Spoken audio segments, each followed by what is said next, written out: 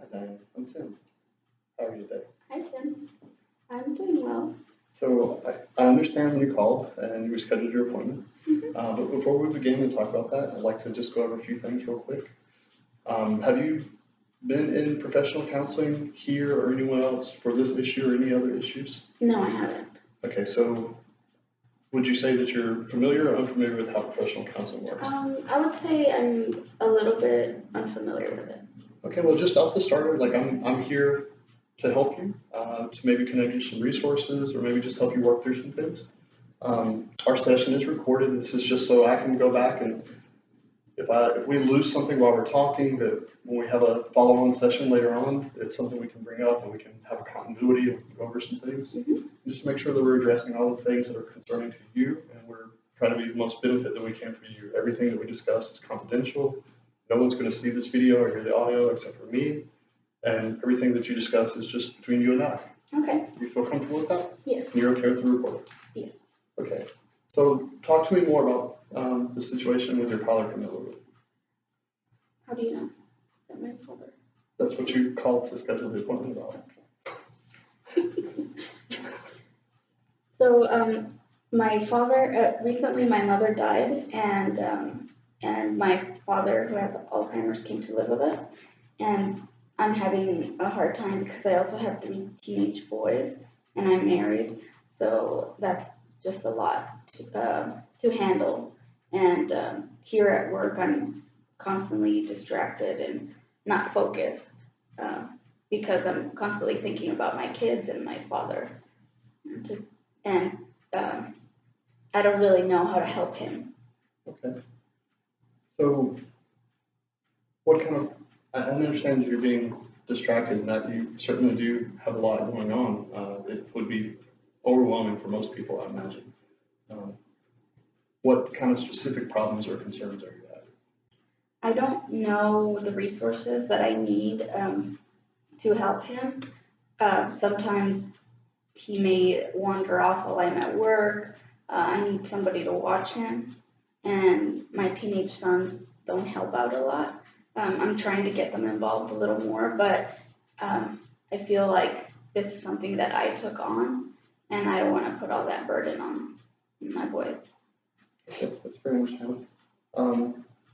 I have, when we finish our session today, I have made a list of some local resources, some support groups for caregivers of people with Alzheimer's and dementia that may, if nothing else, may provide an additional sounding board or to get that real world situation of how other people are dealing with similar experiences. And there's some resources there to reach out to about finding like home health aides and different things like that. And I don't know if your father has any connections that may make his healthcare more accessible, like if he was a veteran or if he's on Medicare. I'm assuming at this age, like at 75, that he's probably eligible for Medicare and he's on Medicare.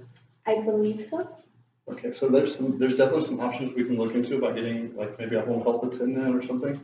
And some of those resources, I know they do great things with establishing like Wi-Fi enabled like home monitors where you can check on the home, or there'll be an alarm will trigger if your door opens or something during the day, so that maybe you can be notified if you're at work. So you mentioned that this was all causing a distraction for you here at work. Yes, I don't want my work to suffer because I'm constantly preoccupied about what's going on at home. Okay. Have you considered asking for FMLA? Not really, because I think this is a long-term problem, and I don't know that that would be help. It would be helpful in the short term, but I don't know that that would be a permanent solution. Okay. Well, I mean, certainly it's not a permanent solution, but I mean, I thought I'd suggest that, throw it out there as an idea for somebody to consider. It might be something worthwhile for you to just until you get a more secure grasp, but you feel better about the whole situation, basically. I mean, it will take some pressure. It could take some pressure off of you here at work and allow you to, get some things situated at home. Again, it's not saying that you have to I'm just suggesting that maybe something you want to look at. I definitely will. So what is your most pressing concern? Like, what element of your father coming to stay with you is probably is causing you the most distress? He sometimes wanders off, and I'm scared that one of these days I'm not going to realize it, and we're gonna lose him. He's not gonna be able to get back home, and we're not gonna be able to find him. Certainly stressful. And yeah, how far along is he in his Alzheimer's? Do you know? He remembers some things, and sometimes he loses his memory or he doesn't remember, and he still really wants to drive, so that's a problem. Okay. I mean, certainly it's a safety issue for him and for others that can, you know, I mean, hopefully we're, keeping the keys from him. Yes, we try our best. And you said you have 3 teenage sons, is that correct? Yes. And they're not being helpful, is like you don't want to lean on them for that, or they seem to be reluctant to help?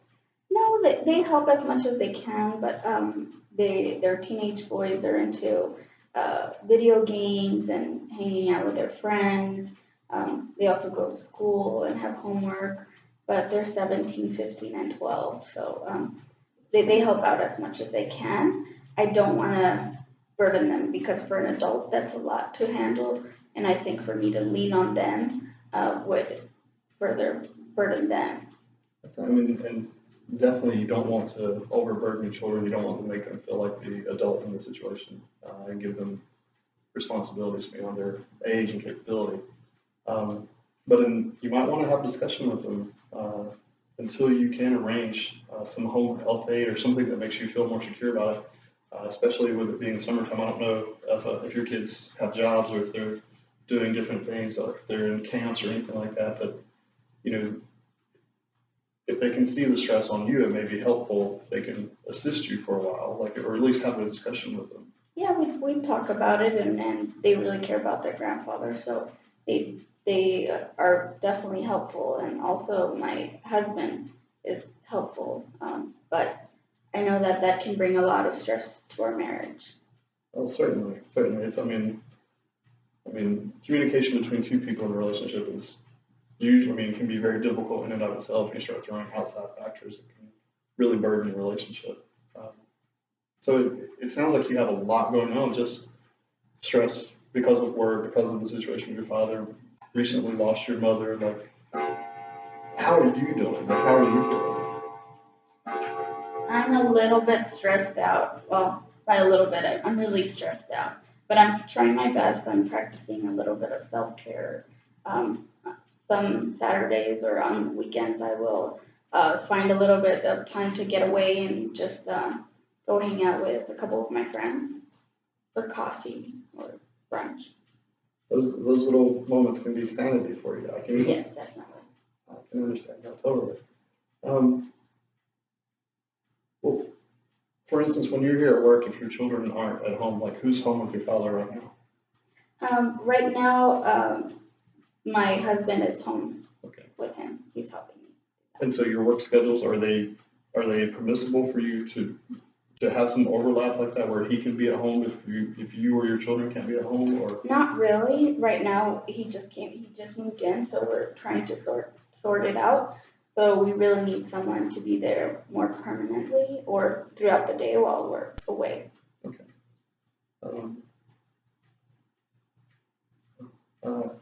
Like I said, some of the resources I have there can possibly find you some home health aid and attendance. Some of these organizations work directly with recipients that are on Medicaid and Medicare. As far as what the wait list will be, if there will be any measure that will be an out-of-pocket expense. Have you talked to HR about adding your father as a dependent for your health insurance here through the company? No, I hadn't thought about that. I didn't think that I was able to do that, but I will ask. If, especially with Alzheimer's and your father's age, it's considered a long-term debilitating condition. With him living with you, he's going to be qualified as a dependent for you. And in addition to his Medicare that he's eligible for, if he doesn't have any other insurances or coverages, your employment insurance will help assist in possibly obtaining or paying for these home health aides and different things that I'm hoping we can get for you. That would help. Now, and I know this was not something you specifically mentioned, but how long has your father been going through his diagnosis of Alzheimer's? For about a year now. My mom just recently died in the last 3 months, so she was mostly the one handling it. And I wasn't as involved in his doctor visits, so I'm just getting into the groove, I guess, of diving in deep and knowing the real consequences of Alzheimer's and how to help him and what that means. I didn't do my research ahead of time to see what Alzheimer's does to people or what the stages are. Well, and I don't know how much research you've done, but with the list that I have for the community organizations and things and resources that are available, I also have a couple brochures that talk about some basic information about Alzheimer's. It has some links to some information online through Department of Health and Human Services that might lead you to a greater understanding of Alzheimer's and maybe some of the symptoms. But I know that for his sake, some of the things are, continuity in his surroundings, very organized, very ritual driven, like a very detailed schedule helps keep him grounded. Making sure he gets plenty of sleep and rest, because when most people with Alzheimer's, when they start getting in situations where it's an unknown circumstance, and certainly while he knows you, I'm sure he knows your home at times, that's being a very different environment than the home that he knew with your mom. Yes. So there's going to be some ongoing stress for that. So there's a lot of noise with 3 teenage boys, and they have their schedules and they play sports on the weekends. So that does also take us away from him. All of our lives have changed. My dad's life and our life with him living with us. And I know that you said you're feeling stressed and everything. So how much are you sleeping lately? I sleep about 3 to 4 hours each night. I wake up to check on my dad and to make sure that he's still there. And I'm assuming 3 to 4 hours is a change in how much Yes. you're sleeping. Yes, definitely. I used to sleep 6 to 7 hours a night. So one of the things that when we're feeling stressed or if we're having a lot of ongoing tension in our lives, a lack of sleep can really exacerbate that situation. It can make it seem very insurmountable. It can just compound the stress greatly. Or if there's some times or some periods that you think that you can find a way to relax or like to add some more sleep to your schedule? If I can get away on the weekends, I usually use that time to socialize. But yes, I could definitely use some more rest. When the socialization with your friends, I'm sure, is also very important. If it provides you a break or at least a sounding board with your friends, it's got to be a relief to you. Yes, it is. Like I said, some of the things I'm going to do is I'm going to have the pamphlets information for you. I've got the organizations that you can contact. I've got a friend of mine who's an MD, and this is not through health services here, but I've got a friend of mine who's an MD, and his specialty of care is treating long-term care for patients with Alzheimer's. And he may not be able to take on a new patient, but he may have some ability to refer you to some outside resources that are better than what I have. If it's with your permission, I'll contact him and have him reach out to you. Okay. Does that sound okay? Yes.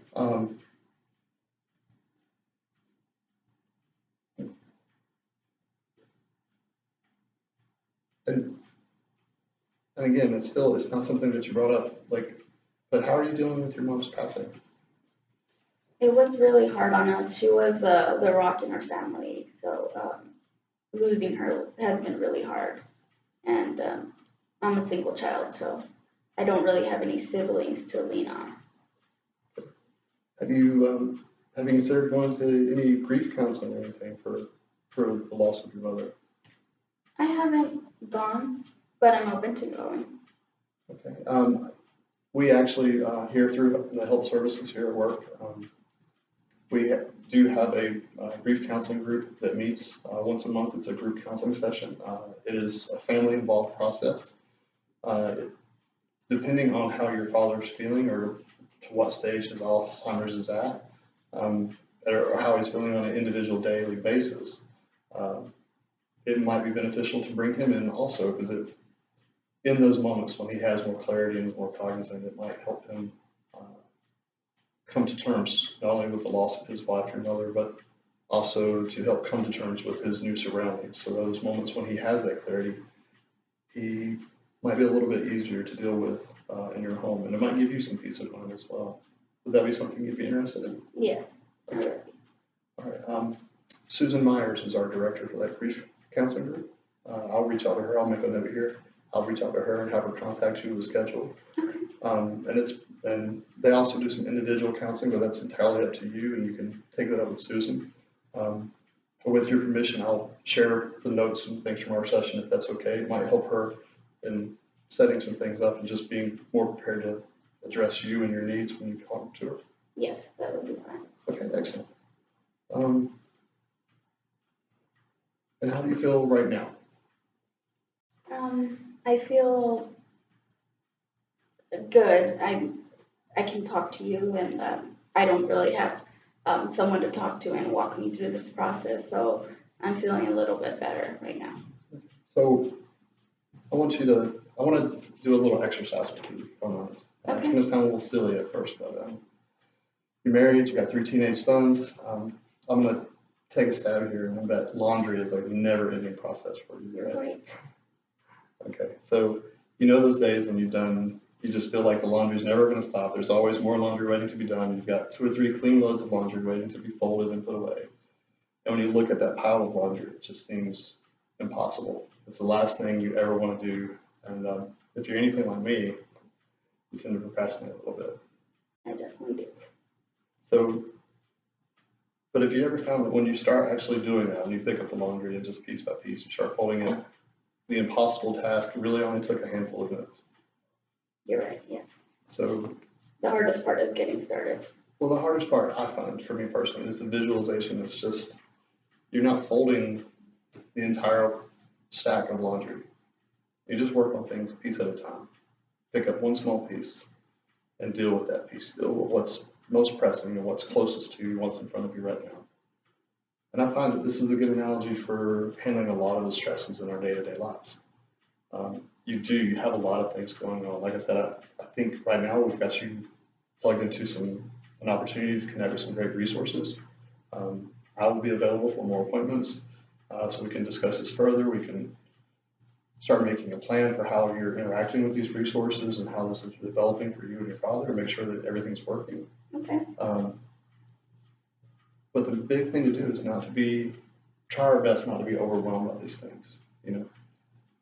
There's always going to be something that's the most pressing, right? Like on a scale of 1 to 10, like it feels like everything that's stressing you might be coming at you. It feels like a 10 and needs to be dealt with right now. But you grab the important piece that's closest to you, and you deal with that small piece at a time. And that's the way to tackle these larger problems, I find. And I hope this analogy is helpful for you. Definitely. Yeah. I understand. Is there anything else I can do for you right now? I think today's session has been helpful, and that's good for now. Okay. I will definitely come back. So now our hours here at the session or at the center are a little bit different because we do, there's 2 different shifts at work, and I don't know, it doesn't say on your forms here like what hours you typically work, but I typically work from 10 a.m. to 7 p.m. Tuesday through Saturday. Our schedule's pretty open. I can usually move some stuff around. So just the secretary will be reaching out to you. We'll be scheduling a follow-up and just whatever is convenient for you. And if those hours aren't convenient, just let me know. Like we can possibly work something outside of those hours. Like I want to make sure that you're getting the help that you need. Thank you. Is there anything else that? No, I'll take the resources that you gave me, and I will follow up and see how they can help us. Okay. All right. Well, thank you. Carla, thank you for coming in. I'm glad we had this talk.